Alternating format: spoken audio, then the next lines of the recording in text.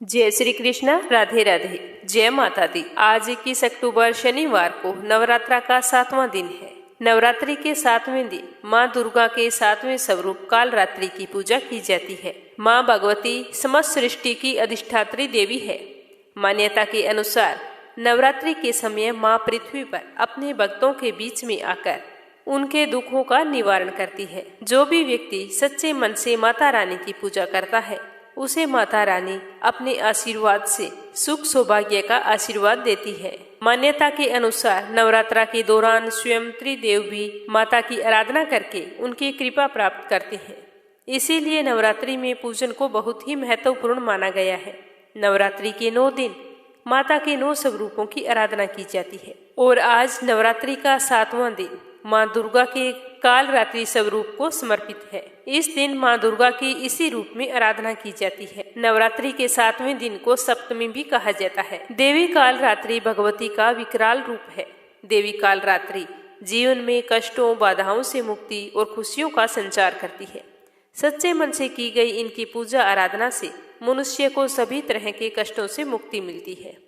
जातक को सभी तरह की नकारात्मक शक्तियों से छुटकारा मिलता है और वो अपने जीवन में समस्त सुखों को प्राप्त करता है।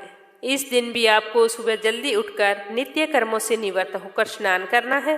बाद में साफ वस्त्र धारण करें और जहाँ पर आपने कलश स्थापित किया है एक दिन पहले जो भोग और पुष्प आपने चढ़ाए हैं उन्हें हटा दें।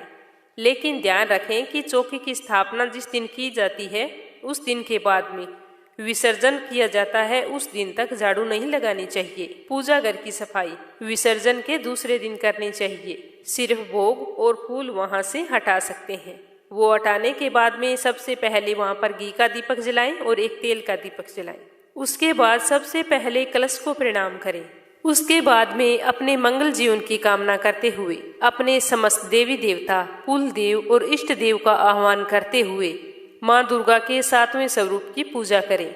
इस दिन माँ कालरात्रि को गुड़ से बनी हुई चीजों का भोग लगाएं। इससे माँ अत्यंत प्रसन्न होगी और आपके ऊपर आने वाली सभी मुसीबतों से आपको छुटकारा दिलाएगी। उसके बाद में अगर आप व्रत रख रहे हैं तो नवरात्रा की व्रत कथा अवश्य सुने और माँ कालरात्रि की कथा के साथ साथ आप देवी दुर्गा कवच सप्तशती का पाठ भी कर सकते हैं। तो आइए पहले अपने सुनते हैं गणेश जी की कहानी। बोलो गणेश जी महाराज की जय हो। एक बार गणेश जी एक छोटे से बालक के रूप में चिमटी में चावल और चम्मच में दूध लेकर निकले और वो हर किसी से कह रहे थे कि कोई मुझे खीर बना दो, कोई मुझे खीर बना दो। तो सारे हंस रहे थे कि बोले भला इतने से दूध से और चावल से कभी खीर बनती है। तभी एक बुढ़िया माई बैठी थी तो उसने कहा ला बेटा मैं बना देती हूँ। तो ऐसा कहकर वह बुढ़िया माई चूल्हे पर एक छोटा सा बर्तन चढ़ाने लगी। तब गणेश जी ने कहा कि दादी माँ छोटी भगोनी मत चढ़ाओ, तुम्हारे घर में जो सबसे बड़ा बर्तन है वही चढ़ा दो। तो बुढ़िया ने सबसे बड़ा बर्तन था वो चढ़ा दिया। अब जैसे ही खीर और चावल उसमें डाले तो देखती ही रह गई। जो थोड़े से चावल थे जैसे ही कि उसमें उफान आया तो वह बर्तन पूरी तरह से भर गया और खीर में बहुत ही अच्छी खुशबू आने लगी। तो गणेश जी ने कहा कि दादी माँ मैं नहा कर आता हूँ, फिर आकर खीर खाऊंगा। तो खीर तो तैयार हो गई थी। खीर को देखकर बुढ़िया के पोते पोती खीर खाने के लिए रोने लगे। तो बुढ़िया माई ने कहा गणेश जी तेरे भोग लगाना। यह कहकर चूल्हे में थोड़ी सी खीर डाली और कटोरी भरकर बच्चों को दे दी। तो बुढ़िया की पड़ोसन छत पर से देख रही थी। तो बुढ़िया ने सोचा कि यह तो गणेश जी को चुगली कर देगी। तो उसने एक कटोरा खीर का भरा और उसको भी पकड़ा दिया। जब यह सब कुछ बुढ़िया की बहू ने देखा तो सोचा कि इस तरह से तो यह खीर खत्म हो जाएगी और मुझे तो खाने के लिए मिलेगी नहीं। तो उसने भी जल्दी से एक बड़ा सारा कटोरा खीर का भरा और खा लिया और कटोरे को चक्की के नीचे छुपा दिया। गणेश जी तो अभी आए नहीं थे तो बुढ़िया को भी भूख लगी थी। तो उसने भी एक कटोरा खीर का भरा और किवाड़ के पीछे बैठकर एक बार फिर से कहने लगी कि गणेश जी आपको भोग लगे, कहकर खाना शुरू कर दिया। तभी गणेश जी आ गए। तो बुढ़िया ने गणेश जी को देखते ही कहा कि आजा रे गणेशिया खीर खा ले, मैं तो तेरी ही राह देख रही थी। तो गणेश जी ने कहा कि दादी माँ मैंने तो खीर पहले ही खा ली। तो बुढ़िया ने कहा कब खाई? तो गणेश जी ने कहा जब तेरे पोता पोती ने खीर खाई तब मैंने खाई, जब तेरी पड़ोसन ने खीर खाई तब भी मैंने खाई, और जब तेरी बहू ने खीर खाई तब भी खाई, और अब जब तू खीर खा रही है तो मेरा पेट तो पूरी तरह से भर गया है। बुढ़िया माई, तूने तो मेरा नाम लेकर भोग तो लगाया, तेरी बहू ने तो वो भी नहीं लगाया। तो बुढ़िया ने कहा, बेटा तेरी सारी बात सच्ची है, पर मेरी बहू का नाम मत ले, वो तो सुबह से काम में लगी हुई है, उसने खीर कब खाई। तो गणेश जी ने कहा कि चक्की के नीचे देख, जूठा कटोरा पड़ा है और मुझे बिना भोग लगाए ही खीर खा गई। तो बुढ़िया ने कहा, बेटा बस कर, घर की बात है, घर में ही रहने दे, अब मुझे बता कि बची हुई खीर का क्या करूं। तो गणेश जी ने कहा कि पूरे नगर को न्योता दे दो और भोजन करवा दो। तो बुढ़िया ने पूरी नगरी को भोजन करवा दिया, फिर भी वो बर्तन पूरा ही भरा था। धीरे धीरे यह खबर राजा तक पहुंच गई। तो राजा ने उस बर्तन को महल में मंगवा लिया और बुढ़िया से कहा कि बुढ़िया, तेरे घर ऐसे बर्तन का क्या काम, ऐसा बर्तन तो राजमहल में अच्छा लगता है। तो बुढ़िया ने कहा कि ठीक है राजा जी, आप ले लो। तो राजा ने खीर का बर्तन महल में जैसे ही रखा, रखते ही खीर में कीड़े मकोड़े बिच्छू पैदा हो गए और खीर में बहुत बुरी तरह से दुर्गंध आने लगी। तो यह देखकर राजा ने बुढ़िया को बुलाया और कहा कि बुढ़िया, ये बर्तन ले जा, मैंने तुमको दिया। तो बुढ़िया ने कहा कि राजा, अगर आप देते तो पहले देते, यह तो बर्तन मुझे मेरे गणेश जी ने दिया है। तो बुढ़िया ने बर्तन वापस उठाया और अपने झोंपड़े में ले गई। तो उसके झोंपड़े में आते ही खीर तो सुगंधित हो गई, सारे बिच्छू कांकड़े सब गायब हो गए। तो बुढ़िया ने गणेश जी से कहा कि गणेश जी, अब मैं बची हुई खीर का क्या करूं। तो गणेश जी ने कहा कि झोंपड़ी के कोने में खड्डा खोदकर गाड़ दो, उसी जगह सुबह उठकर वापस खोदोगी तो धन के 2 घड़े भरे हुए तुम्हें मिलेंगे। ऐसा कहकर गणेश जी तो अंतर्ध्यान हो गए और जाते समय झोंपड़ी के लात मार गए। तो लात मारते ही झोंपड़ी के स्थान पर महल खड़ा हो गया। सुबह जल्दी ही बहू ने फावड़ा लिया और जहां पर खीर दबाई थी उस जगह को खोद दिया, लेकिन बहू को तो कुछ भी नहीं मिला। तो बहू अपनी सास से कहने लगी कि सासू जी, थारो गणेश जी तो झूठो है। तो सासू ने कहा, बहू मारो गणेश झूठो नहीं है, ला मैं देखती हूँ। तो वह फावड़ा लेकर देखने लगी तो टन टन करते हुए 2 घड़े धन के भरे हुए निकल आए। तो बहू ने कहा, सासू जी, गणेश जी तो साचो है, मैं ही झूठी हूँ। तो सास ने कहा कि गणेश जी तो भावनाओं का भूखा है। यह कहकर बुढ़िया ने जोर से कहा कि बोलो गणेश गजानन की जय हो। हे गणेश जी, जैसा आपने बुढ़िया को दिया वैसा सबको देना, जैसा राजा को दिया वैसा किसी को ना देना। तो अब अपने सुनते हैं माँ कालरात्रि की कथा। बोलो माँ दुर्गा की जय हो, बोलो माता कालरात्रि की जय हो। कालरात्रि माता के नाम से ही पता चलता है कि माँ दुर्गा का यह स्वरूप यानी कि 7वीं शक्ति कालरात्रि के नाम से जानी जाती है, अर्थात उनके शरीर का रंग घने अंधकार की तरह एकदम काला है। नाम से ही जाहिर है कि इनका रूप भयानक है। सिर के बाल बिखरे हुए और गले में विद्युत की तरह चमकने वाली माला है। अंधकार में स्थितियों का विनाश करने वाली शक्ति है कालरात्रि। यह शक्ति हमारी काल से रक्षा करती है। इस देवी के 3 नेत्र हैं। ये तीनों ही नेत्र ब्रह्मांड के समान गोल हैं। इनकी सांसों से अग्नि निकलती रहती है। ये गर्दभ की सवारी करती है। ऊपर उठे हुए दाहिने हाथ की वर मुद्रा भक्तों को वर देती है और दाहिनी तरफ का नीचे वाला हाथ अभय मुद्रा में है। यानी माता हमसे कहती है कि मेरे प्यारे भक्तों, हमेशा निडर और निर्भय रहो। बाईं तरफ के ऊपर वाले हाथ में लोहे का कांटा तथा नीचे वाले हाथ में खड्ग है। इनका रूप भले ही भयंकर हो, लेकिन ये सदैव शुभ फल देने वाली है, इसीलिए ये शुभंकरी कहलाई, अर्थात इनसे भक्तों को किसी प्रकार से भयभीत नहीं होना पड़ता। उनके साक्षात्कार से भक्त पुण्य का भागी बनता है। कालरात्रि की उपासना करने से ब्रह्मांड की सारी सिद्धियों के दरवाजे खुलने लगते हैं। तमाम आसुरी शक्तियाँ उनके नाम के उच्चारण से भयभीत होकर दूर भागने लगती है। इसीलिए दानव, दैत्य और भूत प्रेत उनके स्मरण मात्र से ही भाग जाते हैं। ये ग्रह बाधाओं को भी दूर करती है और अग्नि, जल, जंतु, शत्रु, रात्रि भय दूर हो जाते हैं। इनकी कृपा से भक्त हर तरह के भय से मुक्त हो जाता है। माँ दुर्गा की महिमा अपरंपार है और उनसे ही पूरी सृष्टि को ऊर्जा मिलती है। जब जब पृथ्वी या फिर देवताओं पर कोई संकट आया है, तब तब माँ ने उनकी रक्षा की है। माँ अपने हर भगत को हर मुसीबत से दूर रखती है और अपनी कृपा दृष्टि बनाई रखती है। माता ने राक्षसों के अंत के लिए कई अवतार लिए हैं और हर अवतार में एक रहस्य भी छिपा होता है। तो आज अपने जानते हैं माँ दुर्गा के 7वें स्वरूप माँ कालरात्रि की कथा, जिसमें माता ने शुंभ और निशुंभ जैसे राक्षसों का अंत किया था।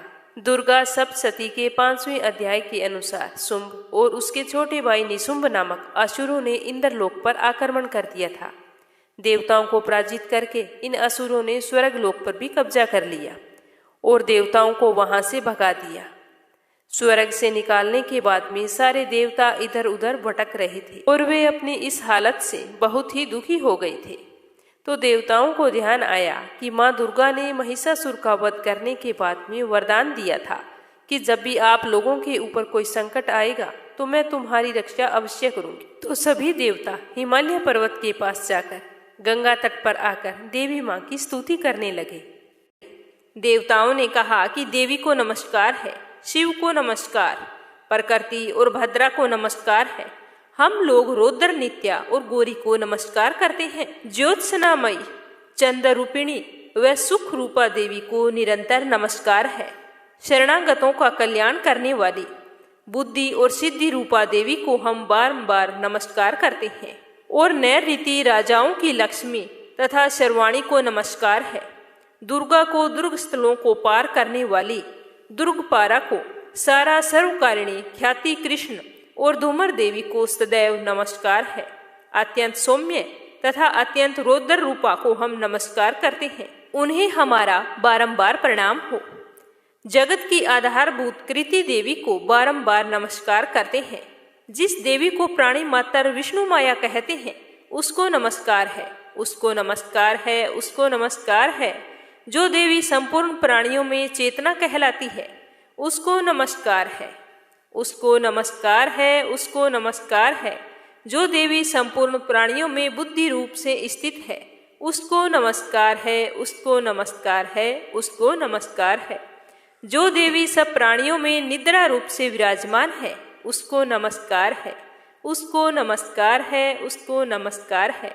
जो देवी संपूर्ण प्राणियों में शुद्ध रूप से विराजमान है उसको बारंबार नमस्कार है। जो देवी संपूर्ण प्राणियों में छाया रूप से स्थित है उसको नमस्कार है, उसको नमस्कार है, उसको नमस्कार है। जो देवी सब प्राणियों में शक्ति रूप से स्थित है उसको बारंबार नमस्कार है। जो देवी संपूर्ण प्राणियों में तृष्णा रूप से स्थित है उसको नमस्कार है, उसको नमस्कार है, उसको नमस्कार है। जो देवी सब प्राणियों में शांति रूप से स्थित है उसको नमस्कार है, उसको नमस्कार है, उसको नमस्कार है। जो देवी सब प्राणियों में जाति रूप से स्थित है उसको नमस्कार है, उसको नमस्कार है, उसको नमस्कार है। जो देवी सब प्राणियों में लज्जा रूप से स्थित है उसको नमस्कार है, उसको नमस्कार है, उसको नमस्कार है।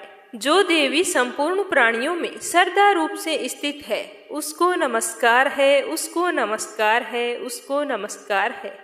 जो देवी संपूर्ण प्राणियों में कांति रूप से स्थित है, जो देवी सब प्राणियों में लक्ष्मी रूप से स्थित है उसको नमस्कार है, उसको नमस्कार है, उसको नमस्कार है। जो देवी संपूर्ण प्राणियों में वृत्ति रूप से स्थित है उसको नमस्कार है, उसको नमस्कार है, उसको नमस्कार है। जो देवी सब प्राणियों में स्मृति रूप से विराजमान है उसको नमस्कार है, उसको नमस्कार है, उसको नमस्कार है। जो देवी सब प्राणियों में दया रूप से स्थित है उसको नमस्कार है, उसको नमस्कार है। जो देवी सब प्राणियों में दृष्टि रूप से स्थित है उसको नमस्कार है, उसको नमस्कार है, उसको नमस्कार है। जो देवी संपूर्ण प्राणियों में माता रूप से स्थित है उसको नमस्कार है, उसको नमस्कार है, उसको नमस्कार है। जो देवी संपूर्ण प्राणियों में भ्रांति रूप से स्थित है उसको नमस्कार है, उसको नमस्कार है, उसको नमस्कार है।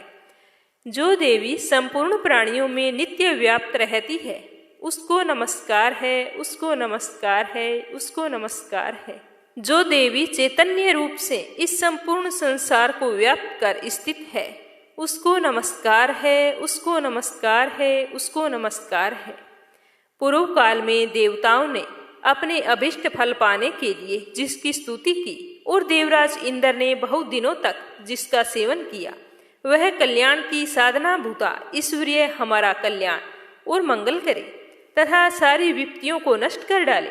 असुरों के सताए हुए हम संपूर्ण देवता उस परमेश्वरी को इस समय नमस्कार करते हैं तथा जो भक्ति पूर्वक स्मरण किए जाने पर तुरंत ही सब विपत्तियों को नष्ट कर देती है, वह जगदम्बा इस समय भी हमारा मंगल करके हमारी समस्त विपत्तियों को दूर करे। इस प्रकार जब देवता स्तुति कर रहे थे तो उसी समय इधर भगवान शिव देवताओं का हाल जानते थे कि केवल माता पार्वती ही देवताओं को कष्ट से मुक्ति प्रदान कर सकती है। इसीलिए एक दिन भगवान शिव ने माता पार्वती को हंसते हुए कहा कि आज तो तुम काली हो। भगवान शिव के मजाक से देवी पार्वती जी नाराज हो गई और कहा कि आपने मुझे काली क्यों कहा, अब मैं आपको गोरी होकर दिखाऊंगी। तो इस तरह शिव जी से किए गए वादे के अनुसार गौर वर्ण प्राप्त करने के लिए माता पार्वती हिमालय पर तपस्या करने के लिए चली गई। तपस्या भी उन्होंने भगवान शिव की थी। भगवान शिव उनके तप से प्रसन्न हुए और कहा कि तुम गंगा स्नान करके आओ, इससे तुमको गौर वर्ण प्राप्त होगा। तो उसी समय पार्वती देवी गंगा में स्नान करने के लिए आई। तब उनके शरीर से प्रकट हो शिवा देवी बोली, शुंभ दैत्य के द्वारा स्वर्ग से निकले हुए और निशुंभ से हारे हुए यह देवता मेरी स्तुति कर रहे हैं। पार्वती के शरीर से अंबिका निकली थी, इसीलिए उसको संपूर्ण लोक में कौशिकी कहते हैं। कौशिकी के प्रकट होने के पश्चात पार्वती देवी के शरीर का रंग काला हो गया और वह हिमालय पर रहने वाली कालिका देवी के नाम से प्रसिद्ध हुई। और फिर शुंभ और निशुंभ के दूत चंड मुंड भी वहां आ पहुंचे। उन्होंने परम मनोहर रूप वाली अंबिका देवी को देखा। फिर शुंभ के पास जाकर बोले कि महाराज, एक अत्यंत सुंदर स्त्री हिमालय को प्रकाशित कर रही है, वैसा रंग रूप आज तक हमने किसी का नहीं देखा है। हे असुरेश्वर, आप यह पता लगाएं कि वह कौन है और उसको ग्रहण कर लें। वह स्त्रियों में रतन है, अपनी कांति से 10 दिशाओं को प्रकाशित करती हुई वहां पर स्थित है, इसीलिए आपका उसको देखना उचित है। हे प्रभु, तीनों लोकों के हाथी, घोड़े और मणि इत्यादि जितने रतन हैं, वह सब इस समय आपके घर में शोभायमान है। हाथियों में रतन रूप ऐरावत हाथी और उत्सरेवा नामक घोड़ा तो आप इंद्र से ले आए हैं। हंसों द्वारा जुता हुआ विमान जो कि ब्रह्मा जी के पास था, अब वह आपके पास है। और यह महापद नाम का खजाना आपने कुबेर से छीना है।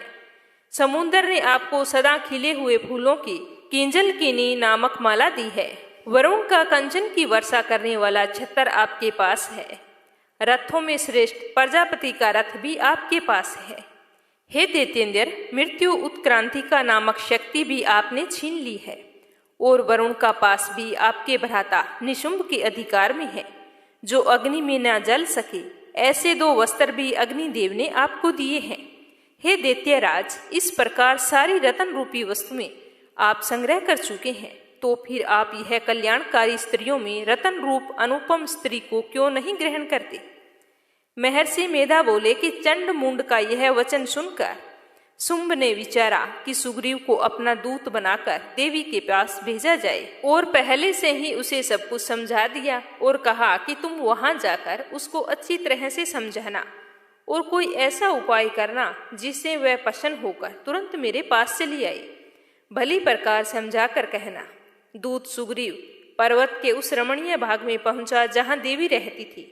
दूत ने कहा कि हे देवी, दैत्यों का राजा शुंभ, जो इस समय तीनों लोकों का स्वामी है, मैं उसका दूत हूँ और मैं यहाँ तुम्हारे पास आया हूँ। सारे देवता उसकी आज्ञा एक स्वर से मानते हैं। अब जो कुछ उसने मुझको कहने के लिए भेजा है वह तुम सुनो। उसने कहा है कि इस समय संपूर्ण त्रिलोकी मेरे वश में है और संपूर्ण यज्ञों के भाग को पृथक पृथक मैं ही लेता हूँ।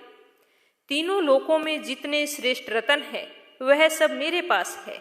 देवराज इंद्र का वाहन ऐरावत मेरे पास है, जो मैंने छीन लिया है। उत्सरेवा नामक घोड़ा जो क्षीर सागर मंथन करने से प्रकट हुआ था, उसे देवताओं ने मुझे समर्पित किया है।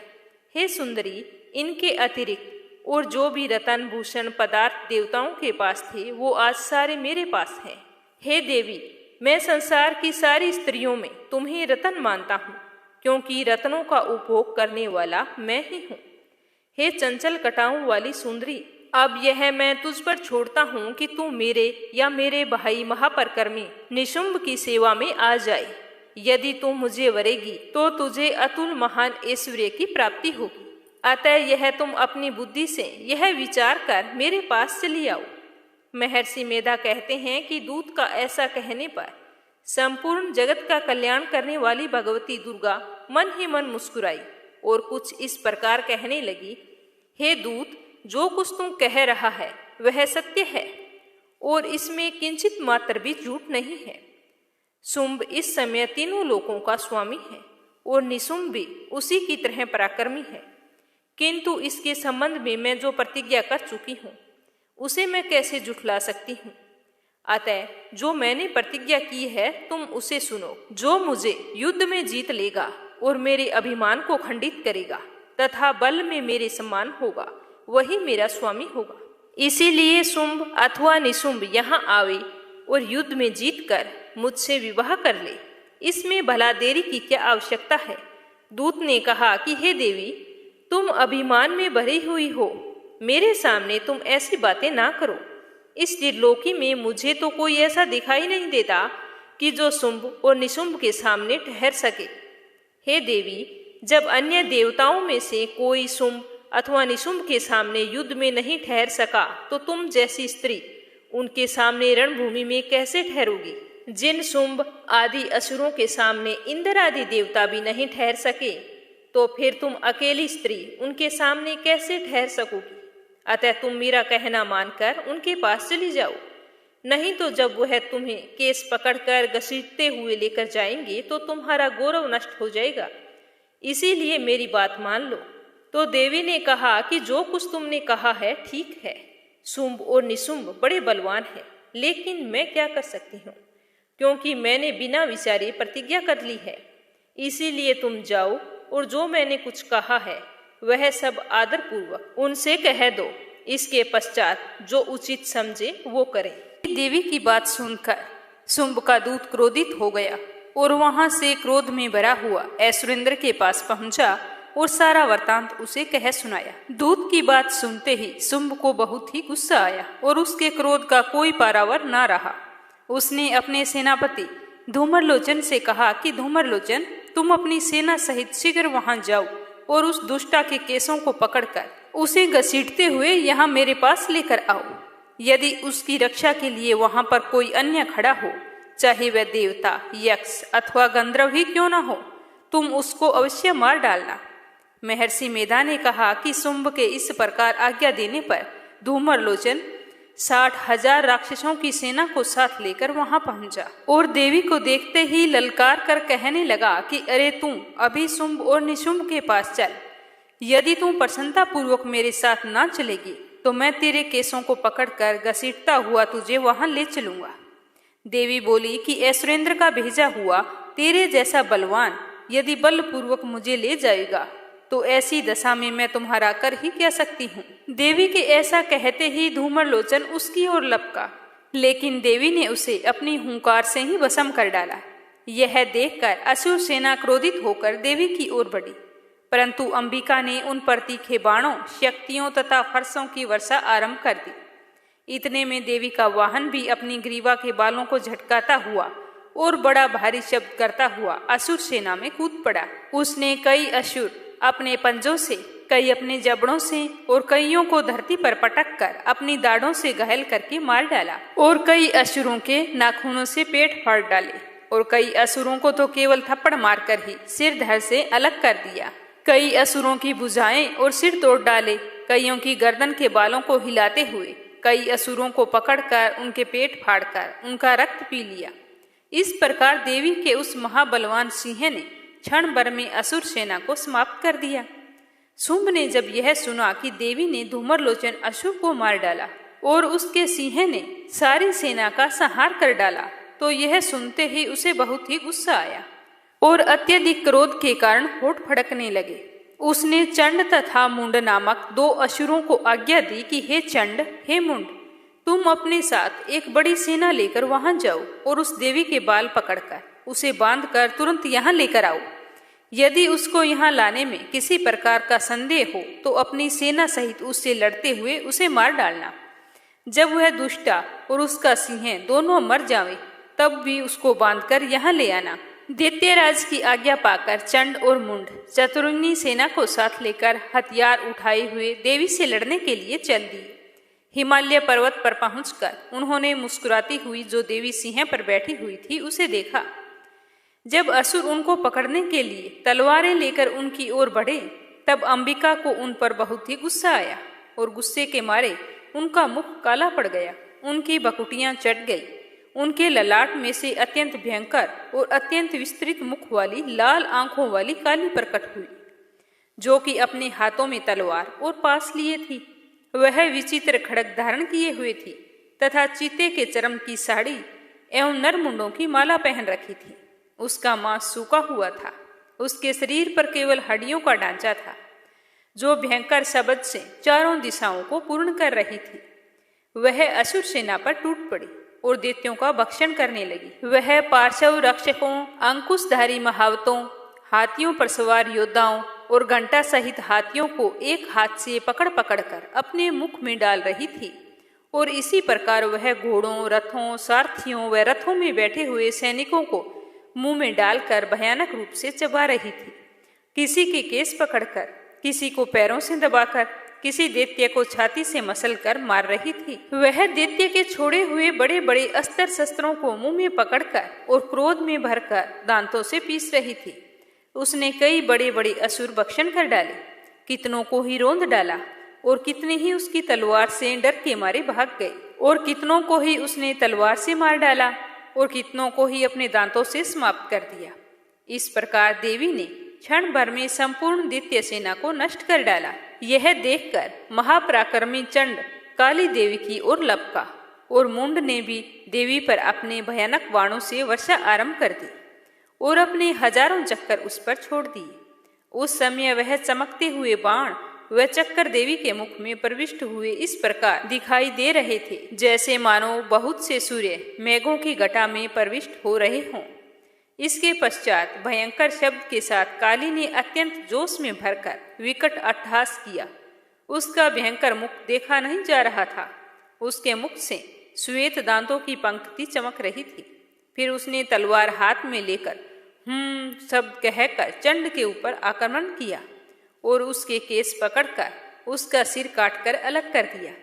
चंड को मरा हुआ देखकर मुंड देवी की ओर लपका, लेकिन अत्यधिक क्रोधित हुई देवी ने उसे भी अपनी तलवार से यमलोक पहुंचा दिया। चंड और मुंड को मरा हुआ देखकर बाकी बची हुई सेना वहां से भाग खड़ी हुई। इसके पश्चात काली चंड और मुंड के कटे हुए सिरों को लेकर चंडिका के पास गई और प्रचंड अट्टहास के साथ कहने लगी कि हे देवी, चंड और मुंड दो महादैत्यों को मारकर तुम्हें भेंट कर दिया है। अब शुंभ और निशुंभ का तुमको स्वयं वध करना है। तो आगे महर्षि मेधा ने कहा कि वहां लाए हुए चंड और मुंड के सिरों को देखकर कल्याणकाई चंडी ने काली से मधुर वाणी में कहा कि हे देवी, तुम चंड और मुंड को मेरे पास लेकर आई हो, अतः संसार में चामुंडा के नाम से तुम्हारी ख्याति होगी। इस तरह 7वें अध्याय का समापन होता है। अब सुनेंगे 8वां अध्याय, रक्त बीज वध। महर्षि मेधा ने कहा, चंड और मुंड नामक असुरों के मारे जाने से और बहुत सी सेना के नष्ट हो जाने से असुरों के राजा प्रतापी शुंभ ने क्रोध युक्त होकर अपनी संपूर्ण सेना को युद्ध के लिए तैयार होने की आज्ञा दी। उसने कहा कि अब उदायुध नाम 86 असुर सेनापति अपनी सेनाओं के साथ युद्ध के लिए जाएं और कंबू नामक 84 सेनापति भी युद्ध के लिए जाएं और कोटि वीर्य नामक 50 सेनापति और धूमर कुल नाम के 100 सेनापति प्रस्थान करें। कालक, दोहर, मौर्य और काल के है यह दैत्य भी मेरी आज्ञा से सजकर युद्ध के लिए कूच करें। भयानक शासन करने वाला असुरों का स्वामी शुंभ इस प्रकार की आज्ञा देकर बहुत बड़ी सेना के साथ युद्ध के लिए चल दिया। उसकी सेना को अपनी ओर आता देखकर चंडिका ने अपनी धनुष की टंकोर से पृथ्वी और आकाश के बीच का भाग गुंजा दिया। इसके पश्चात देवी के सिंह ने दहाड़ना आरंभ कर दिया और अंबिका के घंटे के शब्दों ने उसकी ध्वनि को और भी बढ़ा दिया। धनुष की टंकार, शेर की दहाड़ और घंटे के शब्द से पृथ्वी और आकाश के बीच का भाग गूंज उठा और इसके साथ ही देवी ने अपने मुख को और भी भयानक बना लिया। ऐसे भयंकर शब्द को सुनकर राक्षसी सेना ने देवी तथा सिंह को चारों ओर से घेर लिया। उस समय दैत्यों के नाश के लिए और देवताओं के हित के लिए ब्रह्मा, शिव, कार्तिकेय, विष्णु तथा इंद्र आदि देवों की शक्तियां जो अत्यंत पराक्रम और बल से संपन्न थी, उनके शरीर से निकलकर उसी रूप में चंडिका देवी के पास गई। जिस देवता का जैसा रूप था, जैसे आभूषण थे, जैसा वाहन था, वैसा ही रूप, आभूषण और वाहन लेकर उन देवताओं की शक्तियां दैत्यों से युद्ध करने के लिए आ गई। हंस युक्त विमान में बैठकर और रुद्राक्ष की माला तथा कमंडलू धारण करके ब्रह्मा जी की शक्ति आई। वृषभ पर सवार होकर, हाथ में त्रिशूल लेकर, महानाग का कंकण पहनकर और चंद्र रेखा से भूषित होकर भगवान शंकर की शक्ति महेश्वरी आई और मोर पर आरूढ़ होकर हाथ में शक्ति लिए दैत्यों से युद्ध करने के लिए कार्तिकेय जी की शक्ति उन्हीं का रूप धारण करके आई। भगवान विष्णु जी की शक्ति गरुड़ पर सवार होकर शंख, चक्र, सांग, गदा, धनुष तथा खड्ग हाथ में लिए हुए आई। श्री हरि की शक्ति वराही, वराह का शरीर धारण करके आई और नरसिंह के समान शरीर धारण करके उनकी शक्ति नारसिंह भी आई। उसकी गर्दन के झटकों से आकाश के तारे टूट पड़ते थे और इसी प्रकार देवराज इंद्र की शक्तियां इंद्री भी ऐरावत के ऊपर सवार होकर आई। इसके पश्चात इन शक्तियों से घिरे हुए भगवान शंकर ने चंडिका से कहा कि मेरी प्रसन्नता के लिए तुम शीघ्र ही इन असुरों से लड़ाई शुरू कर दो। इसके पश्चात देवी के शरीर में से अत्यंत उग्र रूप वाली और सैकड़ों गिदड़ियों के समान आवाज करने वाली चंडिका शक्ति प्रकट हुई। उस अपराजिता देवी ने धूमिल जटा वाले भगवान श्री शंकर जी से कहा कि हे प्रभु, आप मेरी ओर से दूत बनकर शुंभ और निशुंभ के पास जाइए और उन अत्यंत गर्वीले दैत्यों से कहिए तथा उनके अतिरिक्त और भी जो दैत्य वहां युद्ध के लिए उपस्थित हैं उनसे भी कहिए, जो तुम्हें अपने जीवित रहने की इच्छा हो तो त्रिलोकी का राज्य इंद्र को दे दो और देवताओं को उनका यज्ञ भाग मिल जाना चाहिए और तुम पाताल लोक को लौट जाओ। अगर फिर भी तुम्हारी बल के गर्भ से लड़ने की इच्छा हो तो फिर आ जाओ, तुम्हारे मांस से मेरी योगिनियां तृप्त होंगी। इस तरह उस देवी ने भगवान शंकर को दूत के कार्य में नियुक्त किया था, इसीलिए वह संसार में शिवदूती के नाम से विख्यात हुआ। भगवान शंकर से देवी का संदेश पाकर उन दैत्यों के क्रोध का कोई आर पार न रहा और वह जिस स्थान पर देवी विराजमान थी वहां पहुंच गए और जाने साथ ही उस पर कितने ही बाणों और शक्तियों की वर्षा करने लगे। देवी ने उनके फेंके हुए बाणों और शक्तियों, त्रिशूल और फरसों को अपने वाणों से काट डाला और काली देवी उस देवी के साथ आगे खड़ी होकर स्त्रुओं को त्रिशूल से विदीर्ण करने लगी और खंडवाक से कुचलने लगी। ब्राह्मणी जिस तरफ दौड़ती थी उसी तरफ अपने कमंडलू का जल छिड़क कर दैत्यों के वीर्य व बल को नष्ट कर देती। इसी प्रकार महेश्वरी त्रिशूल से, वैष्णवी चक्र से और अत्यंत कोप वाली कुमारी शक्ति के द्वारा असुरों को मार रही थी और ऐन्द्री के बाजू के प्रहार से सैकड़ों दैत्य रक्त की नदियां बहाते हुए पृथ्वी पर सो गए। वराही ने कितने ही राक्षसों को अपने थूथन द्वारा मृत्यु के घाट उतार दिया।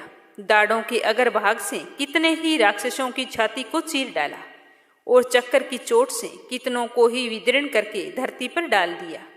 बड़े बड़े राक्षसों को नारसिंह अपने नखों से विदीर्ण करके भक्षण कर रही थी और सिंहनाद से चारों दिशाओं को गुंजाती हुई रणभूमि में विचर रही थी। शिवदूती के प्रचंड अट्टहास से कितने ही दैत्य भयभीत होकर पृथ्वी पर गिर पड़े और उनके गिरते ही वह उनको भक्षण कर गई। इस तरह क्रोध में भरे हुए मातृगणों द्वारा नाना प्रकार के उपायों से बड़े बड़े असुरों को मरते हुए देखकर राक्षसी सेना भाग खड़ी हुई। उनको इस प्रकार भागता हुआ देखकर रक्तबीज नामक महापराक्रमी राक्षस क्रोध में भरकर युद्ध के लिए आगे बढ़ा। उसके शरीर से रक्त की बूंदें पृथ्वी पर जैसे ही गिरती, तुरंत वैसे ही शरीर वाला और वैसा ही बलवान दैत्य पृथ्वी से उत्पन्न हो जाता था। रक्तबीज गदा हाथ में लेकर ऐन्द्री के साथ युद्ध करने लगा। जब ऐन्द्री शक्ति ने अपने वज्र से उसको मारा तो घायल होने के कारण उसके शरीर से बहुत सा रक्त बहने लगा और उसके रक्त की प्रत्येक बूंद से उसके समान बलवान महापराक्रमी अनेक दैत्य भयंकर रूप से प्रकट हो गए। वह सब के सब दैत्य बलवान तेज वाले थे। वह भी भयंकर अस्त्र शस्त्र लेकर देवियों के साथ लड़ने लगे।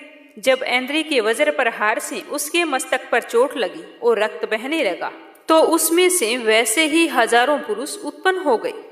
वैष्णवी ने चक्कर से और ऐन्द्री ने गदा से रक्त बीज को चोट पहुंचाई। वैष्णवी के चक्कर से घायल होने पर उसके शरीर से जो रक्त बहा उसे हजारों महाअसुर उत्पन्न हुए, जिनके द्वारा यह जगत व्याप्त हो गया। कुमारी ने शक्ति से, वराही ने खड्ग से और महेश्वरी ने त्रिशूल से उसको घायल किया। इस प्रकार क्रोध में भरकर उस महादैत्य ने सब मात्र शक्तियों पर पृथक पृथक गदा से प्रहार किया और माताओं ने शक्ति तथा शूल इत्यादि से उसको बार बार घायल किया। उससे सैकड़ों महादैत्य उत्पन्न होते गए। इस प्रकार उस रक्त बीज के रुधिर से उत्पन्न हुए असुरों से संपूर्ण जगत व्याप्त हो गया, जिससे देवताओं को भय हुआ। देवताओं को भयभीत देखकर चंडिका ने काली से कहा कि हे चामुंडे, अपने मुख को और बड़ा करो और मेरे शस्त्र घात से उत्पन्न हुए रक्त बिंदुओं तथा रक्त बिंदुओं से उत्पन्न हुए महाअसुरों को तुम अपने इस मुख में भक्षण करती जाओ। इस प्रकार रक्त बिंदुओं से उत्पन्न हुए महादैत्यों को भक्षण करती हुई तुम रणभूमि में विचरो। इस प्रकार रक्त क्षीण होने से यह दैत्य नष्ट हो जाएगा और तुम्हारे भक्षण करने के कारण अन्य दैत्य नहीं रहेंगे। काली से इस प्रकार कहकर चंडिका देवी ने रक्त बीज पर अपने त्रिशूल से प्रहार किया और काली देवी ने अपने मुख में उसका रक्त ले लिया। तब उसने गदा से चंडिका पर प्रहार किया। प्रहार से चंडिका को तनिक भी कष्ट नहीं हुआ, किंतु रक्त बीज के शरीर से बहुत सा रक्त बहने लगा। लेकिन रक्त के गिरने के साथ ही काली ने उसको अपने मुख में ले लिया। काली के मुख में उस रक्त से जो असुर उत्पन्न हुए उनको उसने भक्षण कर लिया और रक्त को पीती गई। उसके बाद देवी ने रक्त बीज को, जिसका कि खून काली ने पिया था, चंडिका ने उस दैत्य को वज्र, बाण, खड्ग इत्यादि से मार डाला। अनेक प्रकार के शस्त्रों से मारा हुआ और खून से वंचित वह महादैत्य रक्त बीज पृथ्वी पर गिर पड़ा। उसके गिरने से देवता अत्यंत ही प्रसन्न हुए और माताएं उन असुरों का रक्त पीने के पश्चात उद्यत होकर नृत्य करने लगी। रक्त बीज के मारे जाने पर शुंभ और निशुंभ को बड़ा ही क्रोध आया और अपनी बहुत बड़ी सेना का इस प्रकार सर्वनाश होते देखकर निशुंभ देवी पर आक्रमण करने के लिए दौड़ा। उसके साथ बहुत से बड़े बड़े असुर देवी को मारने के वास्ते दौड़े और महापराक्रमी शुंभ अपनी सेना सहित चंडिका को मारने के लिए आगे बढ़ा। फिर शुंभ और निशुंभ का देवी से घोर युद्ध होने लगा और दोनों असुर इस प्रकार देवी पर बाण फेंकने लगे जैसे मेघों से वर्षा हो रही हो। उन दोनों के चलाए हुए बाणों को देवी ने अपने बाणों से काट डाला और अपने शस्त्रों की वर्षा से उन दैत्यों को चोट पहुंचाई। निशुंभ ने तीक्ष्ण तलवार और चमकती हुई ढाल लेकर देवी के सिंह पर आक्रमण किया। अपने वाहन को चोट पहुंची देखकर देवी ने अपने छुरपुर नामक बाण से निशुंभ की तलवार व ढाल दोनों को ही काट डाला। तलवार और ढाल कट जाने पर निशुंभ ने देवी पर शक्ति से प्रहार किया। देवी ने अपने चक्कर से उसके 2 टुकड़े कर दिए। फिर क्या था, दैत्य क्रोध के मारे जल भुन गया था और उसने देवी को मारने के लिए अपनी ओर से शूल फेंका, किंतु देवी ने अपने मुक्के से उसको चूर चूर कर डाला। फिर उसने देवी पर गदा से प्रहार किया। देवी ने त्रिशूल से गदा को भी भस्म कर डाला। इसके पश्चात वह फरसा हाथ में लेकर देवी की ओर लपका। देवी ने अपने तीखे वाणों से उसे धरती पर सुला दिया। अपने पराक्रमी भाई निशुंभ के इस प्रकार मरने से शुंभ अत्यधिक क्रोधित हो गया और क्रोध में भरकर देवी को मारने के लिए दौड़ा। वह रथ में बैठा हुआ उत्तम आयुधों से सुशोभित 8 बड़ी बड़ी भुजाओं से सारे आकाश को ढके हुए था। शुंभ को आते देखकर देवी ने अपना शंख बजाया और धनुष की टंकोर भी की। साथ ही अपने घंटे के शब्द से, जो कि संपूर्ण दैत्य सेना के तेज को नष्ट करने वाला था, संपूर्ण दिशाओं में व्याप्त कर दिया। इसके पश्चात देवी के सिंह ने भी अपनी दहाड़ से, जिसे सुन बड़े बड़े बलवानों का मत चूर चूर हो जाता था, आकाश, पृथ्वी और 10 दिशाओं को पूरित किया। फिर आकाश में उछलकर काली ने अपने दांतों व हाथों को पृथ्वी पर जोर से पटका। उसका ऐसा करने से ऐसा शब्द हुआ जिससे कि उससे पहले के सारे शब्द शांत हो गए। इसके पश्चात शिवदूती ने असुरों के लिए भय उत्पन्न करने वाला अट्टहास किया, जिसे सुनकर दैत्य थर्रा उठे और शुंभ को बड़ा ही क्रोध आया। तो उसे देखते ही अंबिका ने कहा कि अरे दुष्ट, खड़ा रहे। ऐसा बोला तो बोलते ही आकाश से सभी देवता जय हो बोल उठे। शुंभ ने वहां आकर ज्वालाओं से युक्त एक अत्यंत भयंकर शक्ति छोड़ी, जिसे आते देख देवी ने अपने महोल्का नामक शक्ति से उसे काट डाला। फिर शुंभ के सिंहनाद से तीनों लोक व्याप्त हो गए और फिर उसकी प्रतिध्वनि से ऐसा घोर शब्द हुआ जिसने इस पहले के सब शब्दों को जीत लिया। शुंभ के छोड़े हुए बाणों को देवी ने और देवी के छोड़े हुए बाणों को शुंभ ने अपने बाणों से काट सैकड़ों हजारों टुकड़ों में बदल दिया। इसके पश्चात जब चंडिका ने क्रोध में भरकर शुंभ को त्रिशूल से मारा तो वह मूर्छित होकर पृथ्वी पर गिर पड़ा। जब उसकी मूर्छा दूर हुई तो वह धनुष लेकर आया। अपने बाणों से उसने देवी काली तथा सिंह को घायल किया। फिर उस राक्षस ने 10,000 भुजाएं धारण करके चक्रादि आयुधों से देवी को आच्छादित कर दिया। तब भगवती दुर्गा ने कुपित होकर अपने बाणों से उन चक्रों तथा बाणों को काट डाला। यह देखकर निशुंभ हाथ में गदा लेकर चंडिका को मारने के लिए दौड़ा। उसके आते ही देवी ने तीक्ष्ण धार वाले खड्ग से उसकी गदा को काट दिया। उसने फिर त्रिशूल हाथ में ले लिया। देवताओं को दुखी करने वाले शुंभ त्रिशूल हाथ में लिए हुए आता देखकर चंडिका ने अपने शूल से उसकी छाती पर प्रहार किया। उसकी छाती को चीर डाला। शूल विदीर्ण हो जाने पर उसकी छाती में से एक उगर जैसा महापराक्रमी दैत्य ठहर जा कहता हुआ निकल आया। उसको देखकर देवी ने बड़े जोर से ठहाका लगाया। वह अभी तक पूरा बाहर नहीं निकल पाया था, उससे पहले ही देवी ने उसका सर काट डाला। सिर के कटने के साथ ही पृथ्वी पर गिर पड़ा। उसके बाद सिंह दहाड़ कर असुरों का भक्षण करने लगा। काली शिवदूती भी राक्षसों का रक्त पीने लगी। कोमारी की शक्ति से ही कितने ही महादैत्य नष्ट हो गए। ब्रह्मा जी के कमंडल के जल से कितने ही असुर समाप्त हो गए। कई दैत्य महेश्वरी के त्रिशूल से विदीर्ण होकर पृथ्वी पर गिर पड़े और वराही के प्रहारों से छिन्न भिन्न होकर धराशायी हो गए। वैष्णवी ने भी अपने चक्कर से बड़े बड़े महापराक्रमियों का कचूमर निकालकर उन्हें यमलोक भेज दिया और ऐन्द्री से कितने ही महाबली राक्षस टुकड़े टुकड़े हो गए। कई दैत्य मारे गए, कई भाग गए और कितने ही काली शिवदूती और सिंह ने भक्षण कर लिए। अपने प्यारे भाई को मरा हुआ तथा सेना को नष्ट हुआ देखकर क्रोध में भरकर दैत्यराज शुंभ कहने लगा कि दुष्ट दुर्गे, तू अहंकार से गर्व मत कर, क्योंकि तू दूसरों के बल पर लड़ रही है। तो यह सुनकर देवी ने कहा कि हे दुष्ट, देख, मैं तो अकेली हूँ। इस संसार में मेरे सिवा दूसरा कौन है? यह सब मेरी शक्तियां हैं और देख, ये सब की सब मेरे अंदर प्रविष्ट हो रही है।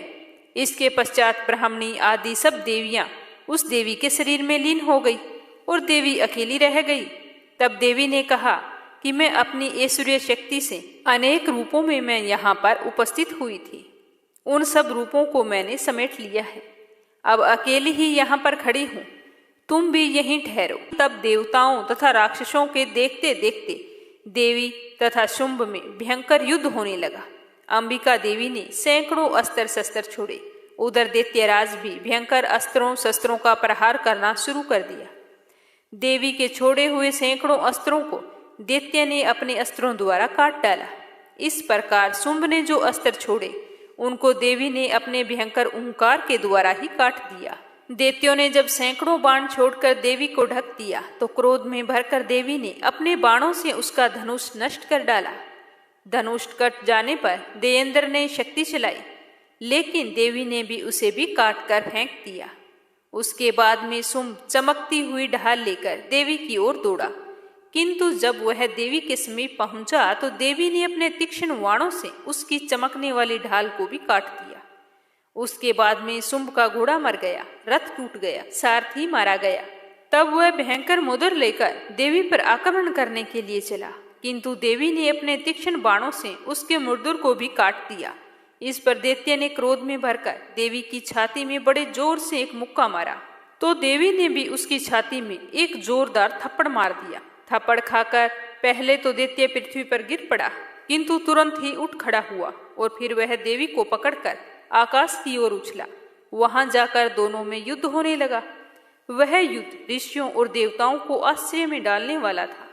देवी आकाश में दैत्य के साथ बहुत देर तक युद्ध करती रही। फिर देवी ने उसे आकाश में घुमाकर पृथ्वी पर गिरा दिया। दुष्ट आत्मा दैत्य पुनः उठकर देवी को मारने के लिए दौड़ा। तब उसको अपनी ओर आता हुआ देखकर देवी ने उसकी छाती विदीर्ण कर उसे पृथ्वी पर पटक दिया। देवी के त्रिशूल से घायल होने पर उस दैत्य के प्राण पखेरु उड़ गए और उसके मरने पर समुद्र, द्वीप, पर्वत और पृथ्वी सब कांपने लग गए। उसके बाद उस दुष्ट आत्मा के मरने से संपूर्ण जगत प्रसन्न व स्वस्थ हो गया तथा आकाश निर्मल हो गया। पहले जो उत्पात सूचक मेघ और उल्कापात होते थे वो सब शांत हो गए। उसके मारे जाने पर नदियां अपने ठीक मार्ग से बहने लगी। संपूर्ण देवताओं का हृदय हर्ष से भर गया और गंधर्व कुमारियां सुंदर गान करने लगी। गंधर्व बाजा बजाने लगे, अप्सराएं नाचने लगी, पवित्र वायु बहने लगी। सूर्य की कांति स्वच्छ हो गई। यज्ञशालाओं की बुझी हुई अग्नि अपने आप प्रज्वलित हो उठी और चारों दिशाओं में शांति फैल गई। हे माँ, जो भी व्यक्ति आपके इस पाठ को श्रद्धापूर्वक पूरा सुनता है उसकी सारी मनोकामनाएं पूर्ण करना। जय श्री कृष्णा। राधे राधे।